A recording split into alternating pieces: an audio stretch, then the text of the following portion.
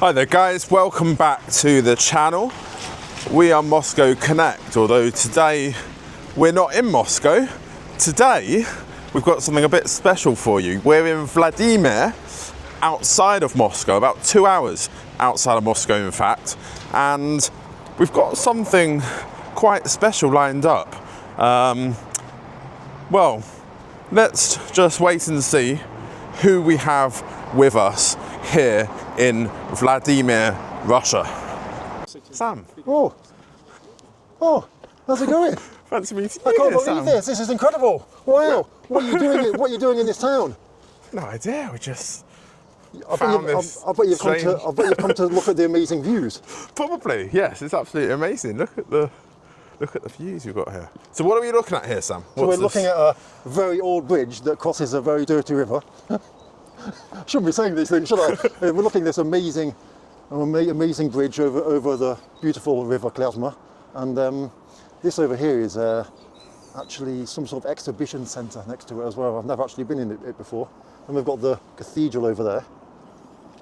Oh, this gold top thing over the there. golden one there, and then we've got this whole area. So this whole side of the road, like with these churches here, starting from the Golden Gate, which is covered in scaffolding over there. And you go all the way down, we've got the cathedral, then we've got monastery and some like old cathedral walls, and it goes on about 1.5 miles, kind of like in that direction. So yeah, it's the kind of tourist area that everyone comes to. In summer we have lots of stalls here and things like that, and things for sale, and lots of tourists walking around. So yeah, this is kind of the place to hang out in Vladimir. Okay. Yes, you've stumbled upon it just by accident. Yeah. Just completely randomly, yeah. That's mad. But I don't get around too much. I've been to Moscow, St. Petersburg and Nizhny Novgorod so far, and now I can add Vladimir to that list. People say that Vladimir is like a small piece of Nizhny Novgorod or St. Petersburg. Like they just have way more. Ours is just a little like part of, I don't know, a little piece of it basically. But it's nice here. It's different. It's a small city. Does the Volga come through? No, here? so the Volga joins the Klyauzma, and then the Klyauzma comes here. So this will join the Volga near to Nizhny Novgorod, I think. Yeah. So.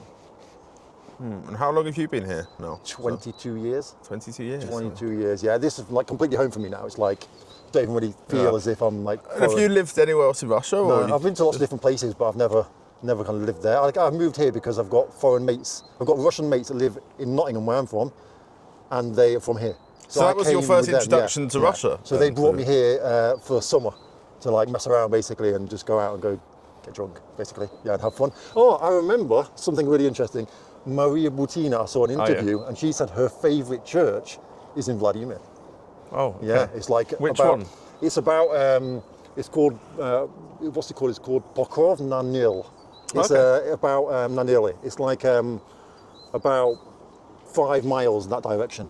But in winter, basically, it snows over like crazy. In spring, it melts, so it creates like a huge kind of reservoir that you can only get to it by boat.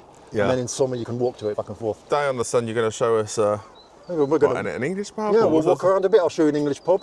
We'll go and eat some food, see how English the food is. You can buy things like rabbit and things like that there. Oh, wow, yeah. Because my viewers have seen a lot of the sort of pub action going on in Moscow and all these collabs with Joe and eating burgers and all different kind of stuff like that. I'm looking forward to Joe coming to see me. How many people tend to come to Vladimir then? Do you see many foreigners, many tourists? It's an interesting question because I don't really see many foreigners at all. In the past, people would come here, so before sanctions, there would be loads of people that would come here and work for various foreign companies. We've got a big Ferrero factory, Kraft Foods, things like that. They'd come on like a 5-year contract and work in the factory or whatever they're doing there for 5 years, and then they'd leave. Whereas now, it's not really Vladimir is kind of like, it's a bit weird, Vladimir, because it's obviously on the way to Nizhny Novgorod, so it's kind of like, if you come here as a tourist, come here for the weekend, spend the day in Vladimir, go to Suzdal. So Suzdal, you've been to Suzdal? No. You'll love Suzdal. Okay. It's amazing. Basically, Suzdal for me is like almost like what people in Moscow that have never been outside Moscow would expect like a fairy tale Russian village to be like. Right. And so it's incredible. It was a town of the year a couple of years ago, and they ploughed like billions into it. It's got, even though it's a small town, the population is like 15,000, something like that. They've got an aqua park there. They've got all sorts. It's incredible. Basically, the whole town just runs on the tourism industry. That's it. So it's really, really good. And Suzdal is like different world. It's the kind of place your mum would like to just go and walk around in. She'll feel completely fine just walking around, seeing all the beautiful flower beds, and and just going on a horse ride, or a horse with a carriage. So in summer there's a horse and carriages, and in winter there's a horse with a sledge. And you can go sledging on the river, and on the sleigh with the river, and get towed on bananas and all that kind of stuff. Cool. In summer on the water, in winter on the ice. It's just banyas, shashlik, museums. There's a couple of Kremlins there. It's everything. Yeah, so. Yeah, cool. And is this pretty much the same view as the other? Yeah, the other one was just a bit further up there. It's the same church we're looking at. Yeah, just a little bit nearer now. Like the bridge, over the other side of the bridge, behind that monument over there on the edge is the train station. So that's where you'd come into town on the train. And it's just it's a bit weird because in springtime there's no leaves and flowers, right? So it kind of looks a bit kind of dull and sad looking. I heard churches here are open 24/7. Is that true? Yeah, so I know that there's one church I know Maria Bortina really loves. And I saw in an interview that she loves one church, and she was talking about how it's open 24/7. So you should really go and check it out. I'll tell you where it is. It's really modern. You just put your card up here.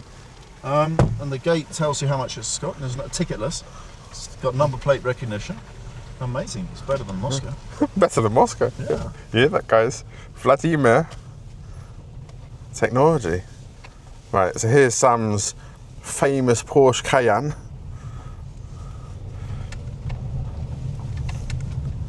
Urban safari, huh? Yeah, so guys, we're going now to an English pub here in provincial Russia. This is Blackwood pub. It's kind of basically looks better than any other pub you've ever seen in England in your life. It's kind of like what you'd, I guess, people have got this kind of romantic idea about English pubs, right?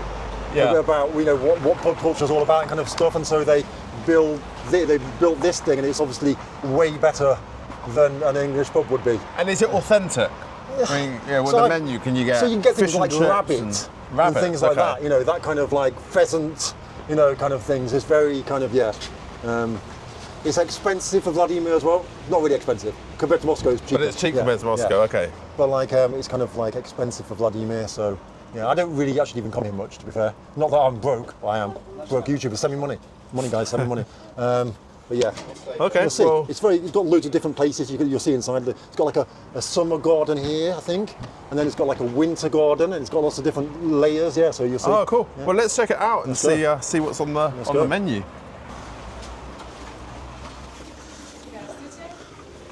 That's true.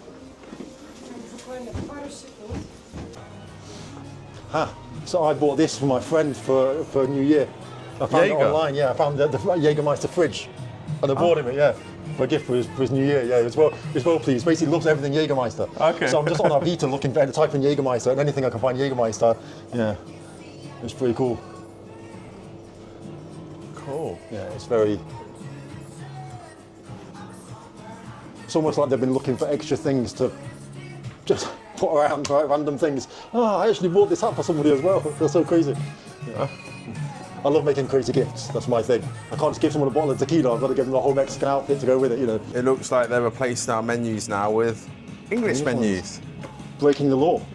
Are you allowed English menus now? Or you're not allowed to have things written in English? So there is a thing where you're not allowed stuff written in English, but there's a thing about whether they trademarked it. Okay.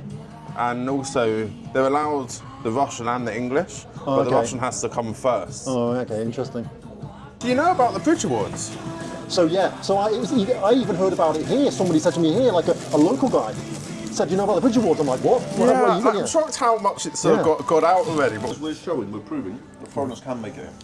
That's really good. Yeah, it's like a carrot for people coming here because you can become big in business. Last night I met with what's that guy's name? It's a Dutch guy who's Rosinta, all those restaurants. He was okay. Oh wow. Okay. And he's like trained thousands of chefs here, and there's got hundreds of restaurants. Wow. These sort of people we want to put on a pedestal. We want to get them involved. Filmmakers, sportsmen, they're Olympic sportsmen who came to Russia, changed nationality, and became Russians, and then won gold medals in the Olympics. Stuff like that. The worst thing about that is you'll do really well, and then because you're people will see might get like banned, you know, on the platforms where you find your customers. Yeah, that's the worst thing about, you know, it all. Yeah, Right? it's the recognition for the foreigners that have done amazing stuff for Russia and added to the economy and all of this stuff. But it's also an amazing advertising platform for Russia as a country. Definitely. Like people looking at what we're doing, thinking, "Wow, you know, they're actually better than walking around the Kremlin in Moscow and like 500 times in every YouTube channel. Yeah, guys, we're actually in Vladimir here today, and we brought one of our clients with us because it just so happens we're sat in the office and we're happy to be coming down here.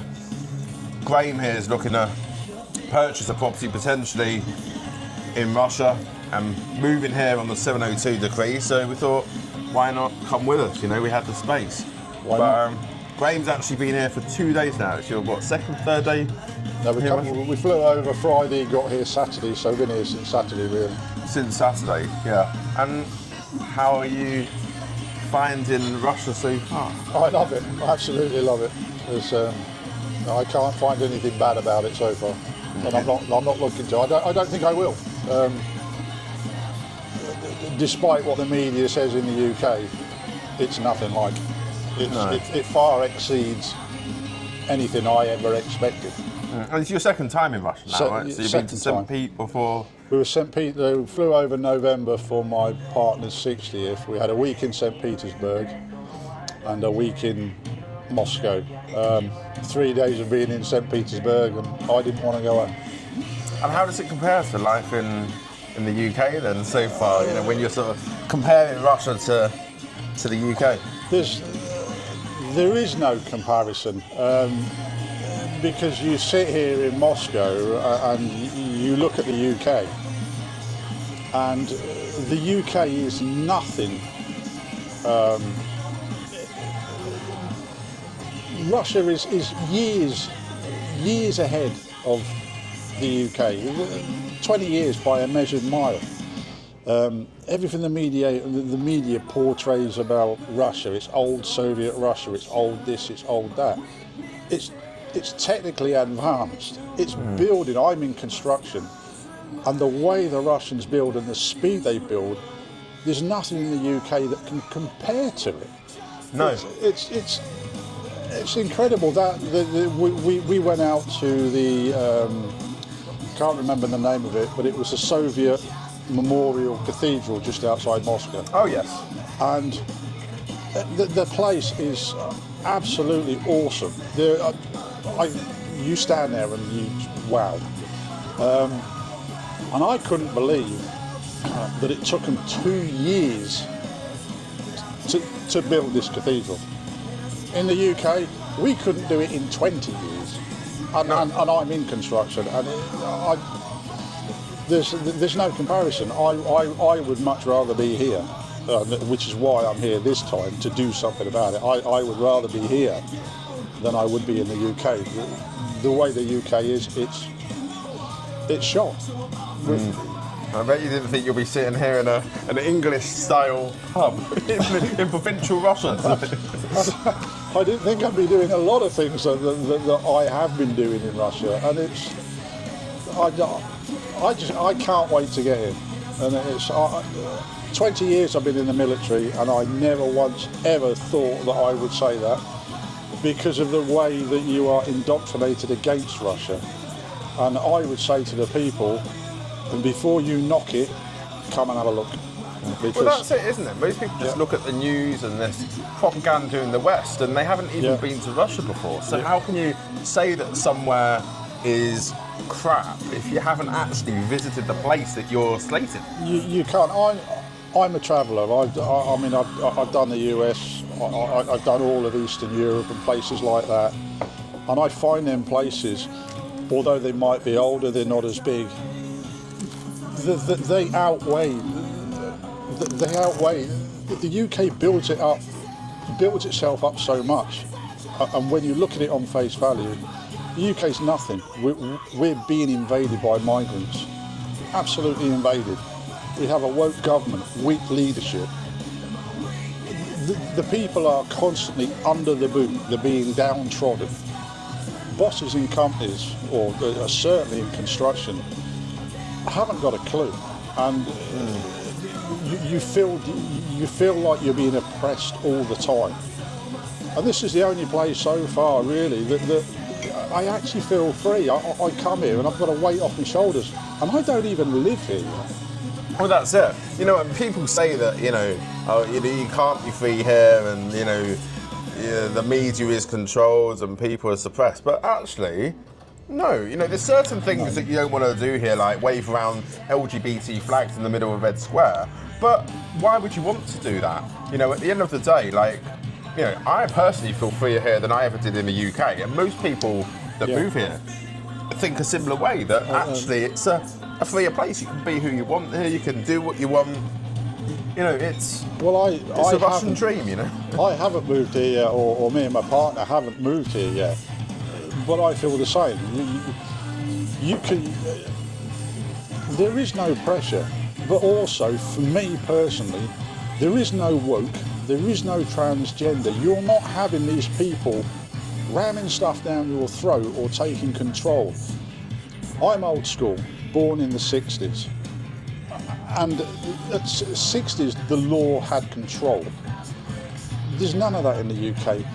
So Russia for me is my 60s upbringing is how Russia is now. There's control. The people have respect for themselves. They have respect for each other. And one of the biggest things I found about Moscow and St. Petersburg, and as daft as it sounds, everybody uses the litter bins. Nobody chucks crap on the floor. No. Moscow is spotless. St. Petersburg and Moscow is spotless. In the UK, you drive into London, there's rubbish bags all the way down the street. In Birmingham, you can't even get the bins emptied because of strikes and whatnot from the bin man. It's stacked a mile high. There's none of that here. They even wash the roads. They wash the roads, they wash the footpaths. There's just no they replace things that in the UK, you know, we wouldn't even think needs replacing, but they're getting so much like ahead of the game. In the UK, there's got to be potholes everywhere. It's got to be completely, you know, wrecked before they even start thinking about doing anything. But here, there's programs every year. They're constantly upgrading stuff, constantly replacing stuff. Well, things just work, you know. Things just work. I live in Norfolk, rural Norfolk, and we've just had some serious cold, some serious bad weather. I mean, you get two flakes of snow in Norfolk, they shut schools, they stop stuff. Over here, you get 2 foot of snow, and everybody goes to school. Nothing stops. They get on with it. Exactly. I mean, yes, okay, they've got the equipment to do it, and I understand that. But they've got a drive that says they drive themselves. They want to work. They want to do this. It's not happening in the UK. Migrants come in, they sit. They're being given £40,000 to leave. They'll leave, they'll go to France, and they come back over and they're given another £40,000. But exactly, I mean, that's just ridiculous, isn't it? It's crazy, but I'm paying for that. I work and I have to pay for that. Yeah. And I'm not willing to do it anymore. And I've been given this option to come over here, my partner being Russian. I mean, bless her, she would have been here today, but she's ill. She wants to come home, and I'm quite happy to follow. I have no problem with it whatsoever. Yeah. It's like, and that's the thing as well, you know, people think that maybe, you know, you're getting paid to move here, or foreigners are getting paid, but they're not. You know, there's no free breakfast here like there is in the UK. People have to come here, they have to contribute, they have to support themselves. Absolutely, they have to support the economy. But you do in every other country, whether you go to Australia, US, everywhere else, you have to be prepared to stand the first 3 years. You come over on a rubber boat and you get everything thrown at you. Yeah, but you get treated better than our citizens in a lot of cases. I mean, look at dentistry and things like that. You can't just go to the UK and go straight to a dentist. You have to wait. When you go to the dentist, it costs fortunes. So people can't have the teeth done as they should. If you're a migrant coming over a rubber boat, you get that for free, courtesy of me, a taxpayer. Not happening. Exactly, you get taxi rides everywhere and given a mobile phone. Well, this is it. But all this stuff. Also savings that we as workers, we save our money. The government now want to tax your savings. You've already paid tax on that savings. Not happening. So I've taken money out out now of the country, and I brought it over here, and I'll continue to do it. I've had enough. Yeah, yeah. So you're looking forward to a bright future in Russia? I can't wait to get over it. Absolutely, wholeheartedly, I can't wait to get over it. No. So, no, it's cheers to that. And I got to say, the beer's not bad too. It's not bad, is it? Not bad at all. So, you've heard it, guys. This is, like I say, one of our many clients that are currently choosing to make Russia their new home. I hope you've enjoyed our special episode here in Vladimir. You've seen Sam there, who obviously lives here in Vladimir. Him and my business partner, Gaims, as well. And we look forward to seeing you all in another video very soon. Yeah. Do swidania. Do swidania.